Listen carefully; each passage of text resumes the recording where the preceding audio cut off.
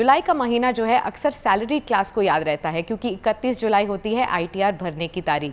पर यहाँ पर भी लोग अक्सर ये सोचते हैं कि सरकार कहीं ना कहीं तो ये डेट आगे बढ़ाएगी, तो जब तक डिले नहीं हो जाता, लास्ट डे नहीं आ जाता, तब तक मैं अपना आईटीआर फाइल नहीं करूँगा। तो ये बताइए कि आईटीआर से जुड़ी हुई कौन कौन सी इंपॉर्टेंट बातें सभी सैलरी क्लास इंडिविजुअल्स को रखनी चाहिए, और अगर वो समय पर आईटीआर ना भरें तो इसके क्या नुकसान हो सकते हैं?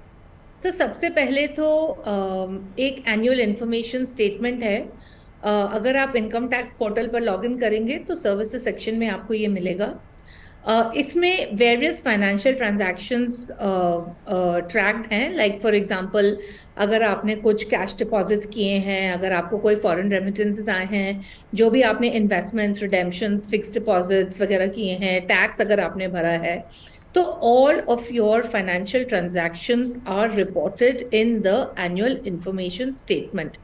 और ये बहुत जरूरी है कि जो आपका डेटा है वो एनुअल इंफॉर्मेशन स्टेटमेंट के साथ मैच करना चाहिए।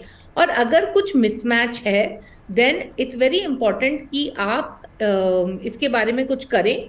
ठीक है, तो ये तो हो गई जुलाई की बात। अगर हम अगस्त और सितंबर की भी बात करें तो अक्सर यहाँ से फेस्टिव सीजन की शुरुआत हो जाती है, यानी कि हायर स्पेंडिंग की भी शुरुआत हो जाती है। अब स्पेंडिंग को कंट्रोल में रखने के लिए किस तरीके से फाइनेंसेस को प्लान किया जाए, क्योंकि एक तरफ तो लोगों का मन होता है कि इन्हीं फेस्टिवल्स में तो वो अक्सर खर्चा करके बहुत खुश होते हैं, अपनी फैमिलीज़ के लिए कुछ नई खरीदारी करते हैं, खुश होते हैं, तो ऐसे में वो अपना मन भी ना माने, लेकिन खासतौर पर उनके फाइनेंसेस या बजट में भी कोई नुकसान ना हो। ये कुछ टिप्स बताइए। इसमें एक्चुअली ज्यादा कुछ टिप्स नहीं बोल सकते हैं, ये तो इंसान के हाथ में है। बट हाँ, अगर मतलब थोड़ी सी प्लानिंग कर लें, लाइक फॉर एग्जांपल अगर आप देखें कि अच्छा हमारे पास साल में इतनी आयु आई है तो और हम इतना खर्चा करेंगे, देन मे बी कुछ महीनों में आप कम करें और कुछ महीनों में आप ज्यादा करें। But I mean of course, जैसे कि आपने भी कहा कि आजकल ना लोन मिलना हर चीज के लिए इतना आसान हो गया है कि it's very easy to also think of taking the loans, because इतनी सारी ऑफर्स आती हैं जो बोलते हैं कि जीरो इंटरेस्ट है और ये है और वो है। बट इसमें प्रॉब्लम क्या है ना कि एक बार आपने ये लेना शुरू किया तो फिर ये एक आदत सी बन जाती है हर समय की, हर चीज के लिए फिर हम लोन लेंगे क्योंकि हमें जीरो इंटरेस्ट में बीएनपीएल मिल रहा है। तो आई थिंक जो बहुत important thing that I would like to caution people is कि ये बीएनपीएल से आप थोड़ा दूर ही रहिए। जी अगर आपके पास पैसे हैं तभी आप खर्च कीजिए, क्योंकि ये लोन की आदत नहीं लगनी चाहिए। जी।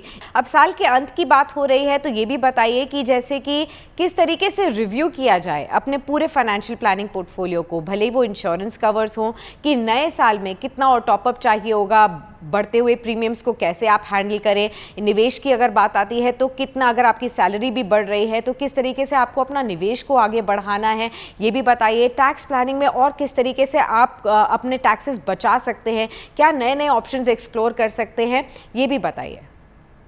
आई थिंक दो बहुत मेन चीजें हमें देखनी है कि हमारे गोल के लिए हमने कितना अचीव किया है इस साल में, right? And based on that we have to decide whether we want to really change our strategy or not. So to give you a small example, let us say हमने हमारा कोई let's say 10 साल का गोल हो और उसमें हमने बहुत कंजर्वेटिवली इन्वेस्ट किया हो ये सोचकर कि भाई हमें रिस्क नहीं लेना है।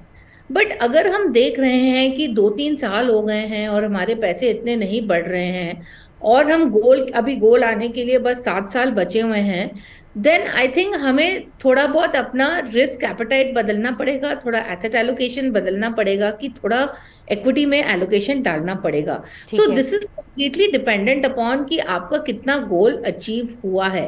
And the same thing goes for tax planning as well, कि मतलब जो भी आप इंस्ट्रूमेंट टैक्स प्लानिंग के लिए चूज कर रहे हैं वो फाइनली तो आप अपने फाइनेंशियल गोल के लिए ही यूज कर रहे हैं, right? So same thing with debt. Now इस साल हमने देखा, लाइक पिछले साल हमने देखा कि मॉर्गेज के रेट्स या होम लोन के रेट्स काफी बढ़ गए हैं, ठीक राइट? है। तो इसमें ऑफ कोर्स ईएमआई का काफी असर पड़ा है कि ईएमआई बढ़ गए हैं। तो आपको ये भी देखना पड़ेगा, अच्छा अगर इतना ही ईएमआई रहा, is there a way that I can use my additional income to repay? So these are the decisions कि अगर हमें थोड़ा अमाउंट आ रहा है तो हम क्या रीपे करें या हम इन्वेस्ट करें। ये सब चीजें आपको देखनी पड़ेगी कि number one, how how I performed as per my goals. हमारे फंड्स जो हैं उनकी क्या परफॉर्मेंस रही है, अगर कोई फंड है जो 2-3 साल से अंडर परफॉर्म कर रहा है, उसमें हम क्या करें।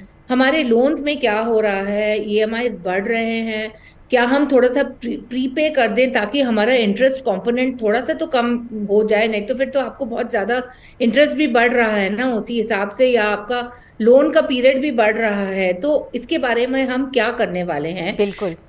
वेरी इंपॉर्टेंट, अगर कोई नए गोल्स आए हैं ऑल ऑफ अ सडन, तो उसके लिए हम क्या करेंगे, right. So I think all of these things put together you have to think about. बिल्कुल। तो चलिए अब चलते हैं जनता के भी कुछ सवालों के ऊपर। जनता के भी बहुत सारे सवाल फाइनेंशियल प्लानिंग को लेकर आए हैं। ऑब्वियसली अगर कोई नई शुरुआत कर रहा है उनके लिए भी ये जानना ज़रूरी है कि वो किस तरीके से आगे बढ़े जिससे कहीं गलतियां ना हो और ख़ास तौर पर अपने फाइनेंशियल प्लानिंग को लेकर वो एकदम सही प्लानिंग कर सकें। तो पहला सवाल ले लेते हैं अमरीन। यहाँ पर राकेश का सवाल पुणे से आया है। वो आपसे पूछ रहे हैं कि वो इस साल 2023 में रिटायर होने वाले हैं और उनके पास बैंक में कुछ लमसम सेविंग्स हैं 10 लाख रुपए के आसपास की। अब वो कैसे फाइनेंशियल प्लानिंग करें जिससे कि बाकी की रिटायरमेंट जो एज है वो अच्छे से निकल जाए। देखिए, मेरे ख्याल से तो आपको जो फिक्स रिटर्न इंस्ट्रूमेंट्स हैं उसमें ही बने रहना चाहिए, क्योंकि आपको रेगुलर इनकम चाहिए होगी फॉर योर मंथली एक्सपेंसेस। तो इसके लिए आपके पास PM via Vandana Yojana, fix deposits के भी आजकल सीनियर सिटीजन्स के भी रेट्स बढ़ रहे हैं। पीएम वाया वंदना योजना, जैसे मैंने कहा, post office monthly income scheme, senior citizen saving schemes, ये सब ऑप्शंस अवेलेबल हैं। आरबीआई फ्लोटिंग रेट बॉन्ड्स, ये सब ऑप्शंस अवेलेबल हैं।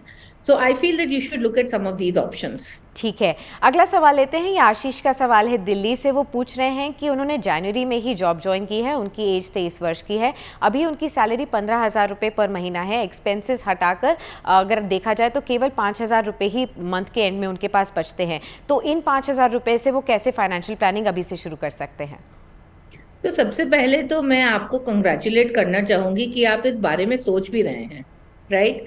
एंड क्योंकि मैं ज्यादा नहीं देखती हूँ कि 23 साल के लोग इन सब चीजों के बारे में सोच रहे हैं। जी। So very nice that you are thinking about it. तो सबसे पहले तो जैसे कि मैंने कहा कि रिटायरमेंट के लिए इन्वेस्ट करना बहुत जरूरी है, और so put some amount aside maybe in the national pension scheme, the active equity option, क्योंकि ये जो है ये एज ऑफ 60 तक लॉक्ड इन है और ये प्योर इक्विटी एक्सपोजर है।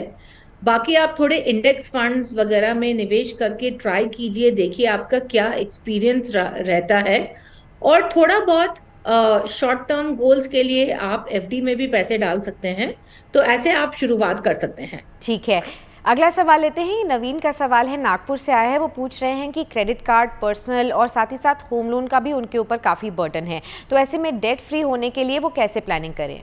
तो पहले तो आपको एक लिस्ट बनानी पड़ेगी कि कौन से लोन हैं, कितना ईएमआई है, कब लोन एंड हो रहा है, और फिर उस हिसाब से आपको देखना पड़ेगा कि कैसे कौन सा लोन पहले आपको पे ऑफ करना है, the one with the highest interest rate और the one with the highest EMI.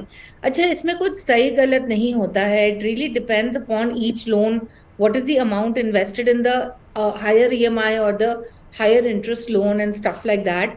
What I would actually suggest is कि आप अगर किसी फाइनेंशियल एडवाइजर से मिलकर ये थोड़ा एडवाइस ले सकते हैं, क्योंकि वो सारा वर्किंग करके आपको बता देंगे कि कौन सा लोन पहले पे ऑफ करना है। दूसरा, आपको अपना थोड़ा माइंडसेट बदलना पड़ेगा कि ये आपको ठानना पड़ेगा कि मुझे डेट फ्री जल्दी होना है। अच्छा है कि आप इस बारे में सोच रहे हैं, बट इसके लिए जो भी करना है, राइट, इफ इट मीन्स बहुत ही ज्यादा फ्रूगली रहना है, then you have to do that basically. Actually इसमें और कोई ऑप्शन नहीं है कि आपको अपने बस एक्सपेंसेस बहुत घटाने पड़ेंगे ताकि आपकी बचत ज्यादा हो, और जो भी बचत हो रही है वो आप इसमें रीपे कर रहे हैं। जी, तो चलिए अमरीन, बहुत बहुत शुक्रिया अपना समय हमें देने के लिए इस खास शो पर और बताने के लिए कि साल 2023 के लिए अगर फाइनेंशियल प्लानिंग करनी हो तो उसके लिए सही तरीके से कैसे आगे बढ़ा जाए, कौन कौन से पैरामीटर्स का ध्यान में रखना है, फाइनेंशियल गोल्स कैसे सेट करने हैं और उनके लिए कहाँ कहाँ पर निवेश करने की अपॉर्चुनिटीज़ हो सकती हैं, जहाँ पर बेहतरीन फाइनेंशियल प्लानिंग लेकर हम जल्द से जल्द फाइनेंशियल फ्रीडम की ओर भी आगे बढ़ सकते हैं। बहुत बहुत शुक्रिया फिलहाल हमसे बातचीत करने के लिए।